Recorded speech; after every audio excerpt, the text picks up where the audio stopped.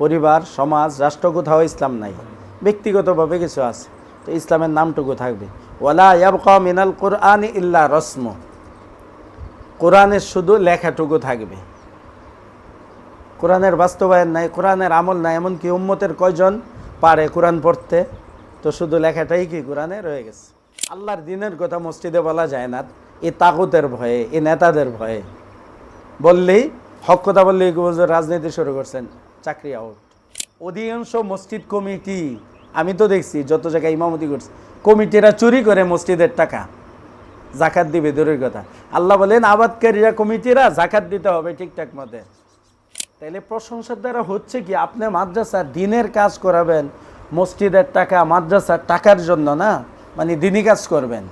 তো এই দিনী কাজ করতে গিয়ে গজিবার রব রাগান্বিত হচ্ছেন, ওয়াহতাজ্জাল আরশু, আর আরশ কেঁপে উঠছে।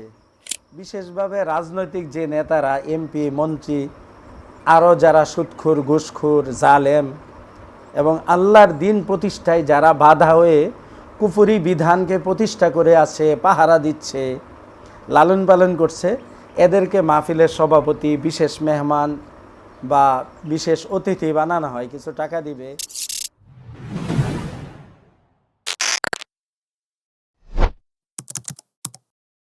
মিথ্যা প্রশংসা। শয়তান এই যুগে মিথ্যার ব্যাপক প্রচলনের জন্য নতুন নতুন পদ্ধতি আবিষ্কার করে রেখেছে। তন্মধ্যে একটি পদ্ধতি হলো মিথ্যা প্রশংসা করা এবং ভিত্তিহীন উপাধি প্রয়োগ করা। বর্তমানে তো উলামায়ে কেরামও এই ব্যাপারে সতর্কতা অবলম্বন করে না। ওয়াজ মাহফিলের প্রচারণার সময় এই মিথ্যার ছড়াছড়ি ঘটে। এমনকি সাধারণ এক লোকের ক্ষেত্রে দীর্ঘ এক লাইনব্যাপী উপাধি লাগিয়ে মিথ্যার মহড়া দেখানো হয়। অনুরূপ বক্তা শিক্ষকদের পরিচয় ও প্রশংসাপত্রেও বাড়াবাড়ি পরিলক্ষিত হয়, কিন্তু আফসোস এটাকে মিথ্যা মনে করা হয় না, অথচ আল্লাহ তাআলার দৃষ্টিতে তা অত্যন্ত অপছন্দনীয় কাজ। বিশেষত যখন কোনো অযোগ্য, ফাসেক বা পাপী ব্যক্তির প্রশংসা করা হয়, যেমন আজকাল সমাজের মোড়ল ও নেতাদের প্রশংসা করা হয়, তখন আল্লাহর আরশ পর্যন্ত কেঁপে ওঠে। এক হাদিসে এসেছে, হযরতে আনাস রাদিয়াল্লাহু তাআলা আনহু হতে বর্ণিত, জনাবে রাসূলুল্লাহ সাল্লাল্লাহু আলাইহি ওয়াসাল্লাম ইরশাদ করেন, ইযা মুদিহাল ফাসিকু গযিবার রব্বু ওয়াহতাজ্জাল আরশু। যখন ফাসেক ব্যক্তির প্রশংসা করা হয়, তখন আল্লাহ রব্বুল আলামিন ক্রোধান্বিত হন এবং এই কারণে আল্লাহর আরশ কেঁপে ওঠে।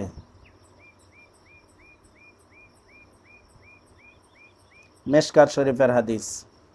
যারা অর্থবান, সমাজের নেতৃস্থানীয় ব্যক্তিবর্গ ও ফাসেক লোকদের প্রশংসা করে, তাদের আলোচ্য হাদিস থেকে শিক্ষা হাসিল করা উচিত এবং এই কথা ভাবা উচিত যে তারা এই গুনাহে লিপ্ত হলে কি পরিমাণ নির্লজ্জতার পরিচয় দিচ্ছে। দেখেন প্রশংসা কি বলছে এই হাদিসের মধ্যে, যে যখন ফাসেকের প্রশংসা করা হয় তখন রব রাগান্বিত হন আর রবের আরশ কেঁপে ওঠে। গযিবার রব্বু ওয়াহতাজ্জাল আরশু। এখন কিটা হয় দেখেন, এক তো হলো প্রশংসা অতিরঞ্জিত এত করা হয় যে একজন বক্তাকে আসমানে উঠিয়ে ফেলে না। তারপরে দেখা যায় একজন হাবেজ সাহেব, গলার আওয়াজ ভালো, সুন্দর আলোচনা করে, ভালো সুন্দর আলোচনা করে, শোনো, কিন্তু এর সাথে মুফাসসিরে কোরআন, তারপরে আলেম, মৌলানা, মুফতি পর্যন্ত লাগাই দেয়। বিশেষভাবে রাজনৈতিক যে নেতারা, এমপি, মন্ত্রী, আরও যারা সুদখোর, ঘুষখোর, জালেম এবং আল্লাহর দিন প্রতিষ্ঠায় যারা বাধা হয়ে কুফরি বিধানকে প্রতিষ্ঠা করে আছে, পাহারা দিচ্ছে, লালন পালন করছে, এদেরকে মাহফিলের সভাপতি, বিশেষ মেহমান বা বিশেষ অতিথি বানানো হয়, কিছু টাকা দিবে। অনেক সময় তাদের ভয়ে যে দাওয়াত না দিলে কি বলবে বা ঝামেলা করতে পারে, এই জন্য এদেরকে স্টেজে বসায়া তাদের প্রশংসা করা হয়। তাইলে প্রশংসার দ্বারা হচ্ছে কি, আপনি মাদ্রাসার দিনের কাজ করাবেন, মসজিদের টাকা মাদ্রাসার টাকার জন্য না, মানে দিনী কাজ করবেন। তো তো এই দিনই কাজ করতে গিয়ে গজিবার রব রাগান্বিত হচ্ছেন, ওয়াহতাজ্জাল আরশু, আর আরশ কেঁপে উঠছে। তাইলে আপনার এই মাহফিল দিয়ে রব রাগান্বিত হলে এই মাহফিল দিয়ে কোনো লাভ হবে? আল্লাহর আরশ যখন কেঁপে উঠবে, তো আপনার এই মাহফিল করায় কোনো লাভ হবে? এই মসজিদের কাজ করায় কোনো লাভ হবে? ভাই, প্রশংসা করতে হইলে তোমার টাকার দরকার নাই তো।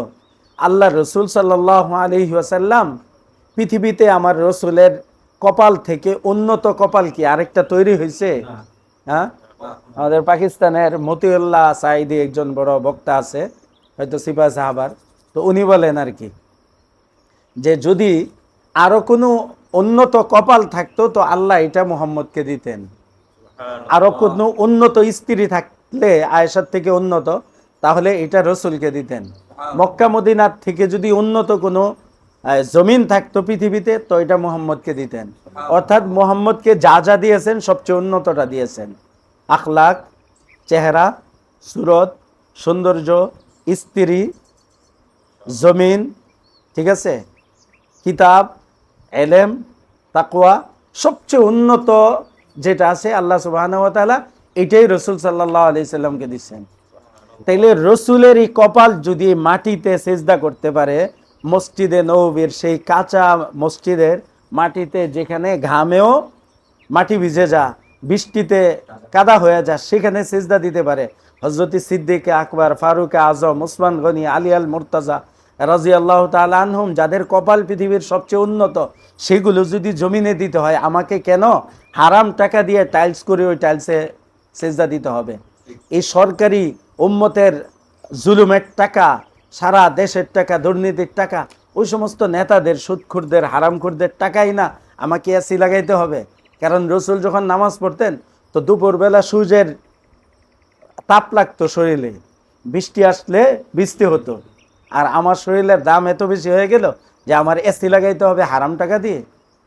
তো আলহামদুলিল্লাহ, আমাদের মসজিদ যেটা আমাদের মুরব্বীরা করে গেছেন, আমাদের জানা আছে যে অবুজ থেকে এরা এই একতলা, কোনো ফাউন্ডেশন নাই, দেয়াল করছে, উপরে ছাদ করছে। আমরা যখন থেকে অবুঝ বুঝি না, তখন থেকে এটার কাজ শুরু হয়েছে। দেখতাম 1 হাত 1.5 হাত দেয়াল হইতো, আবার কয়েক মাস বন্ধ থাকতো। তো আমার নানা এবং 2 নানাই, আপন নানা আর তার একটু দূর সম্পর্কে নানা, মানে মৌলানা হাশেম মৌলভী সাহেব আর হাজি অলিউল্লাহ সাহেব, এই 2 জন কালেকশন করে করে করে করে ওই আত্মীয় স্বজন আছে যারা পরিচিত, এদের কাছ থেকে আবার কিছু টাকা জমা হইলে আবার এটা কাজ করত। তো আসলে এটা তো দীর্ঘদিনে হয়েছে। এমন আমরা দেখছি যে বারান্দার ভীম করে রাখছে ছাদ করার জন্য। এখন তো ভীম আর ছাদ একসাথে করে, তখন আলাদা করতো। ভীম করে রাখছে, এই ভীম রোদ্রে পুড়ে বৃষ্টিতে ভিজে অর্ধেক অর্ধেক খসে গেছে, তারপরে এটাকে জোড়া দিয়ে তালি লাগাইয়া তারপরে এটার উপর ছাদ করছে। এখন ওই মসজিদের বিভিন্ন জায়গায় দেয় পানি পড়ে, আমাদের বাড়ির যে মসজিদ। আমি মনে করি আলহামদুলিল্লাহ এটা আমাদের মুরব্বীদের বরকত। এই মসজিদে যত আলেমুলামারা নামাজ পড়ে, কোনো মসজিদে মনে হয় না, মাদ্রাসার মসজিদ ছাড়া, যে এত আলেমুলামা এলাকার কোনো মসজিদে পড়ে। বন্ধের সময় পুরা মসজিদ ভরা থাকে, কেউ দেখলে মনে করবো যে এটা একটা মাদ্রাসা। কারণ আমাদের 2 পাশের বাড়িঘর সব পোলাপান মাদ্রাসায় পড়ে, আলেমুলামারা সব মাদ্রাসায়। বন্ধের সময় সব যায় একসাথে, মসজিদ ভরে যায়, মসজিদে জায়গা হয় না, ঠিক আছে, সব মাদ্রাসার ছাত্র আর আলেম ওলামা। তো ওই মসজিদে বৃষ্টি আসলে ছাদ দিয়া পানি পড়ে আমাদের ওই মসজিদে, ঠিক আছে। ফ্লোরটা টাইলস করছে অনেক বছর পরে, যেটা এই কয়েক বছর আগে। কারণ টাইলস হইলে কি হবো, দেয়াল দিয়া পানি পড়ে, উপর দিয়া পানি পড়ে। বারান্দার তো ছাদ খসে মসজিদের বালতি ভেঙে গেছে। তো ইমাম সাহেব আমাকে বলতেছিল আর কি, ইমাম সাহেবের রুমে ছিল বালতি, আজকে যদি ইমাম সাহেব এনে থাকতো তো ইমাম সাহেব ভেঙে যাইতো। আল্লাহ বাজাইছে, ইমাম সাহেব ছিল না ওখানে, বুঝে আসছে। তা আমি বলছি যে ভাই সাফ, আল্লাহ রসুল যদি কাদাতে পানিতে সেজদা করতে পারে, তো আমাদের কি সমস্যা?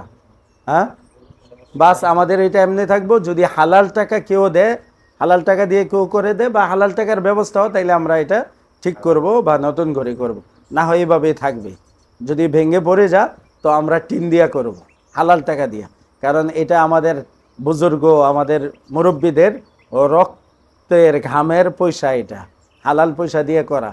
সুতরাং এটাকে এমনি ভেঙে ফেলা যাবে না, ঠিক আছে। একটু কষ্ট হোক আমাদের, এজন্য আমি ভাঙতে দেই না। মসজিদের মুতাল্লি আমাকে বানাইছে, তো এতটুকু বলার ক্ষমতা তো আছে। আমি বলছি হালাল টাকা, এবং যারা টাকা দিবে আগে জিজ্ঞেস করবেন হালাল টাকা কিনা, কোনো হারাম টাকা লাগবে না এনে।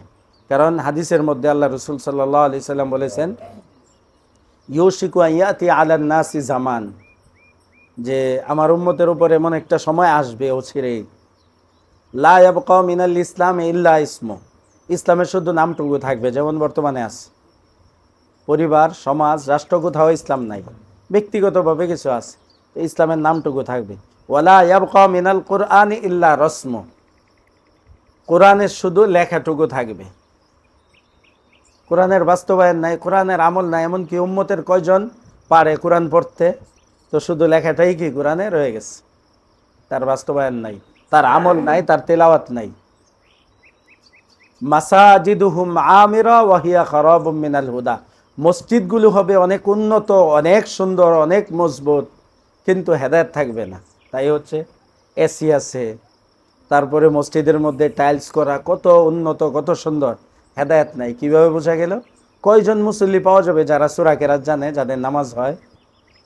আল্লাহর দিনের কথা মসজিদে বলা যায় না, এই তাগুতের ভয়ে, এই নেতাদের ভয়ে। বললেই হক কথা বললেই রাজনীতি শুরু করছেন, চাকরি আউট। আল্লাহ বলছেন যে মসজিদের যারা আবাদকারী হবে, কমিটি হবে, এরা কি হবে? ইন্নামা ইয়ামুরু মাসাজিদ আল্লাহ, যে আল্লাহর মসজিদকে আবাদ করবে কারা? মান আমানা বিল্লাহি ওয়াল ইয়াউমিল আখির, মান আমানা বিল্লাহি ওয়াল ইয়াউমিল আখির, আল্লাহর প্রতি ঈমান রাখবে, পাক্কা ঈমানদার হবে, এবং আখিরাতের প্রতি ঈমান রাখবে। আল্লাহর ভয় থাকবে, জাহান্নামের ভয় থাকবে, আখিরাতের ভয় থাকবে, হাসর নাসরের ভয় থাকবে। এমন আল্লাহ ভীতু মানুষ হতে হবে কমিটির মধ্যে, মসজিদ আবাদকারীদের মধ্যে। ওয়া আকামাস সালাত, যারা নামাজ কায়েম করে, নিজে ওপরে, নিজের পরিবারের উপরে, নিজে পরে শুক্রবারে বা মাসে একদিন, আর পরিবার তো পড়েই না, এরা হয় মসজিদের সভাপতি, মসজিদের কমিটি।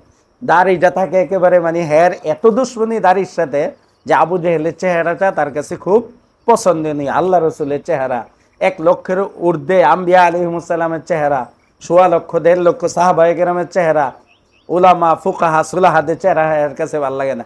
এর কাছে আবু জেহেল আর বুশের চেহারাটা ভাল লাগে। এই জন্য আল্লাহ রসুলের দাড়িগুলি চাইসা পেশাবের মানে ড্রেনের মধ্যে বাহায়া দিয়ে আইসা হে মসজিদের কমিটি সেক্রেটারি আর সভাপতি হইয়া বয়ে থাকে। হ্যাঁ ইমানদার। ও আতা জাকাতা, জাকাত দেয়, বরঞ্চ অধিকাংশ মসজিদ কমিটি, আমি তো দেখছি যত জায়গায় ইমামতি করছি, কমিটিরা চুরি করে মসজিদের টাকা, জাকাত দিবে দূরের কথা। আল্লাহ বলেন আবাদকারীরা, কমিটিরা জাকাত দিতে হবে ঠিকঠাক মতে, নাইলে কমিটিতে যায় না। তুমি যদি জাকাত ঠিক মতে না দিতে পারো, তোমার কি কইছে মসজিদের আবাদ করতে, মসজিদের কমিটি হইতে? আতাজ যাকাতা ওয়ালাম ইয়াখশা ইল্লাল্লাহ, কমিটি হতে হবে আল্লাহকে ছাড়া কাউকে ভয় করা যাবে না, আল্লাহকে ছাড়া কাউকে ভয় করা যাবে না। ফাআসা উলাইকা ইয়াকুনু মিনাল মুহতাদিন, আল্লাহ বলেন হ্যাঁ, আশা করা যায় এরাই কি হেদায়েত প্রাপ্তদের অন্তর্ভুক্ত। বুঝছেন? তো এমন কমিটি আসেনি, তাহলে এমন না থাকলে কিসের মসজিদ আবাদ করে কারা? হেদায়েত নেই মসজিদে। বুঝছেন?